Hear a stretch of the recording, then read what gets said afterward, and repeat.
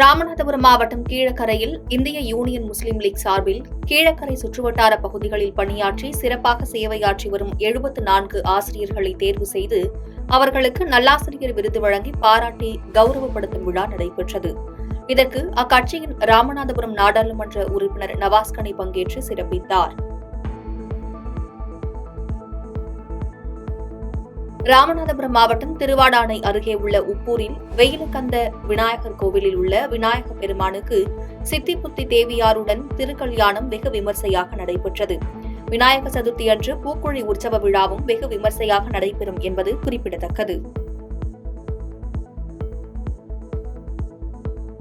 காஞ்சிபுரம் மாவட்டம் உத்திரமேரூர் ஒன்றியத்திற்குட்பட்ட அமராவதிப்பட்டினம் கிராமத்தில் பழமையான வரசித்தி விநாயகர் ஆலயத்தில் கும்பாபிஷேக விழா இன்று விமர்சையாக நடைபெற்றது. இந்த கும்பாபிஷேக விழாவில் அமராவதிப்பட்டினம் கிராமம் மற்றும் அதனை சுற்றியுள்ள கிராமங்களைச் சேர்ந்த 100க்கும் மேற்பட்ட பக்தர்கள் பங்கேற்று சுவாமி தரிசனம் செய்து வழிபட்டனர். தருமபுரி மாவட்டம் காரிமங்கலம் அருகே சிங்காரத்தோப்பு முனியப்பன் கோவில் ஆலய மகா கும்பாபிஷேக பெருவிழா வெகு விமர்சையாக நடைபெற்றது. இந்த விழாவில் திரளான பக்தர்கள் கலந்து கொண்டு சுவாமி தரிசனம் செய்தனர். இந்த விழாவை ஒட்டி பக்தர்கள் அனைவருக்கும் அன்னதானம் வழங்கப்பட்டது. கன்னியாகுமரி மாவட்டம் நாகர்கோவில் கோட்டாறு ஏழகரத்தில் உள்ள பிரசித்தி பெற்ற பெருமாள் கோவிலில் 10 நாட்கள் நடைபெறும் ஆவணி பெருந்திருவிழா கொடியேற்றத்துடன் தொடங்கியது. முன்னதாக கோவில் மூலவருக்கு சிறப்பு அபிஷேகம் நடைபெற்று அதனைத் தொடர்ந்து கொடிமரத்திற்கு சிறப்பு பூஜைகள் செய்யப்பட்டு திருக்கொடியேற்றம் நடைபெற்றது. நீலகிரி மாவட்டத்தில் 3 மாதங்களில் பெய்த மழையால் மாவட்டத்தில் உள்ள அப்பர் பவானி, அவலாஞ்சி, எமரால்டு உட்பட மாவட்டத்தில் உள்ள அனைத்து அணைகளும் முழு கொள்ளளவை எட்டியுள்ளது.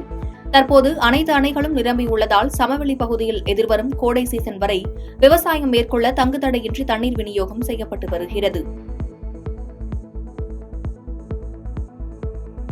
தென்காசி மாவட்டத்தில் இந்து சமய அறக்கட்டளை நிர்வாகத்தின் கீழ் ஏராளமான கோவில்கள் மற்றும் நிலங்கள் உள்ளன. இந்த நிலங்களை பயன்படுத்தி வரும் குத்தகைதாரர்கள் நீண்ட நாட்களாக குத்தகை தொகை செலுத்தாமல் இருந்ததால் பல லட்சம் மதிப்பிலான 5 ஏக்கர் விவசாய நிலங்கள் இன்று கோவில் நிர்வாகம் சார்பில் மீட்கப்பட்டு அறிவிப்பு பலகை நடப்பட்டது. காஞ்சிபுரம் மாவட்டம் வாலஜாபாத் ஊராட்சி ஒன்றியம் வையாவூர் ஊராட்சியில் கலைஞரின் கனவு இல்ல திட்டத்தின் கீழ் ரூபாய் 161 லட்சம் மதிப்பீட்டில் கட்டப்பட்டு வரும் 46 குடியிருப்புகளை மாவட்ட ஆட்சியர் பார்வையிட்டு பணிகளை ஆய்வு மேற்கொண்டார். மேலும் சமுதாய சுகாதார வளாகம் அமைத்தல், கிடைமட்ட உறிஞ்சு குழி அமைத்தல் உள்ளிட்ட பணிகளையும் பார்வையிட்டார்.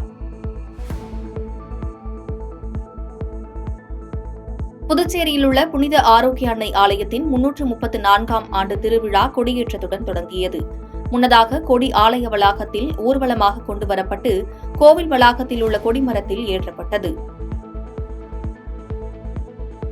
பாதகம் செய்பவரை கண்டால் நாம் பயங்கொள்ளலாகாது பாப்பா, மோதி மிதித்து விடு பாப்பா, அவர் முகத்தில் உமிழ்ந்து விடு பாப்பா. அண்மை செய்திகளை உடனுக்குடன் தெரிந்து கொள்ள இணைந்திருங்கள் இயம்நாடு தொலைக்காட்சியுடன்.